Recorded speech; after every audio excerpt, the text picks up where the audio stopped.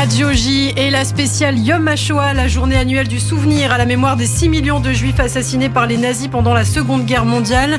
Eh bien, on en parle ce matin avec Michel Zerbib également. Bonjour Michel. Bonjour Ilana. Et oui, c'est l'heure de votre chronique judiciaire et on parle bien loin aujourd'hui du procès du 13 novembre. On parle d'un autre procès, le premier procès de l'après-guerre du régime nazi, le procès dit de Nuremberg dans cette ville qui fut d'abord celle de l'édifiant des lois raciales nazies, l'éditant des lois raciales nazies. Le plus grand procès de l'histoire s'ouvrait pour 10 mois devant un tribunal militaire international. Ah oui, Ilana, le 1er octobre 1946, d'ailleurs, était rendu le verdict du procès de Nuremberg, le procès géant de 24 principaux responsables du Troisième Reich, accusés de complot, crimes contre la paix, crimes de guerre, crimes contre l'humanité.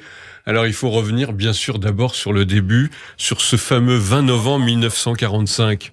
Et Ilana, 6 mois seulement après la capitulation nazie, organisation de ce procès extraordinaire qui s'ouvre donc avec 24 responsables du Troisième Reich. Ils sont accusés de complot, on l'a dit, de crimes contre la paix, crimes de guerre, crimes contre l'humanité, dans cette ville allemande de Nuremberg. Et si j'étais à l'époque chroniqueur, ça veut dire si j'avais survécu à la guerre, je vous aurais présenté le décor de cet événement mondial de la justice internationale ainsi. Il est 9h45, dans le crépitement des flashs de 400 journalistes qui couvrent l'événement inouï, 21 des plus hauts dirigeants s'installent sur le banc des accusés. Ils s'apprêtent à comparaître devant un tribunal militaire international composé de juges américains, britanniques, russes et français, les 4 pays vainqueurs du nazisme. Et pendant près de 10 mois, ce procès va tâcher de juger et punir sans délai les responsables des pages les plus sombres de l'histoire de l'humanité. Et Nuremberg n'est pas choisi par hasard. Hein. Non, Ilana, la ville allemande n'est pas du tout choisie par hasard. C'est ici que 10 ans plus tôt, en 1935, le Troisième Reich promulguait les lois de Nuremberg, fondement de l'idéologie raciste et antisémite nazie. Des manifestations monstres filmées par le régime nazi qui montrent ces foules disciplinées et exaltées par le délire charismatique de Hitler, ce sombre génie, comme le dira le général de Gaulle. La guerre, on le sait, suivra avec ses massacres de populations civiles, l'humiliation, la haine, le génocide de près de 6 millions de juifs. En yiddish, on dit le Khurban, en hébreu, la Shoah. Mais il faut le dire d'emblée, ce procès extraordinaire ne sera pas le vrai procès du crime contre l'humanité que fut la Shoah, qui continuera longtemps à interroger et bouleverser la conscience humaine. Et vous en parliez tout à l'heure, ce sera plutôt le procès Eichmann en 1961. Alors, complot, crime contre la paix, crime de guerre, crime contre l'humanité, tous plaident non coupables à la barre, hein, Michel. Oui, absolument, face à l'immensité du génocide, aux atrocités commises par les nazis. Il y a donc 4 chefs d'inculpation retenus. Il faut justement le connaître parce que c'était tout à fait nouveau.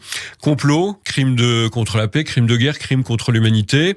Parmi ces non coupables à la barre, si j'ose dire, Hermann Göring, le maréchal du Reich, Rudolf Hess, adjoint de Hitler, Joachim von Ribbentrop, qui était le ministre des Affaires étrangères du régime, Keitel, le chef de la Wehrmacht. Certains manquent cruellement, à commencer évidemment par Adolf Hitler, qui s'est suicidé dans son bunker quelques mois plus tôt. Ces nazis vont imaginer d'ailleurs au début se servir de ce procès comme tribune, mais ils comprendront dès le premier jour que ce ne sera pas possible de jouer avec le président de la cour intransigeant, juste et soucieux de juger et punir vite, en dépit du théâtre de certains accusés comme Göring, pendant près d'1 an, donc témoins, rescapés, médecins ou militaires, se succèdent à la barre tandis que des dizaines de milliers de documents sont présentés à la cour. Aucun tribunal n'avait jamais entendu pareille énumération de meurtres de masse. Pour la première fois, plusieurs films sont diffusés pendant l'audience, preuves irréfutables de la barbarie nazie. Insoutenables, ces images veulent confronter les accusés à leurs crimes, mais aussi avoir valeur de formidables et terrifiants témoignages. Formidables au sens fort du terme.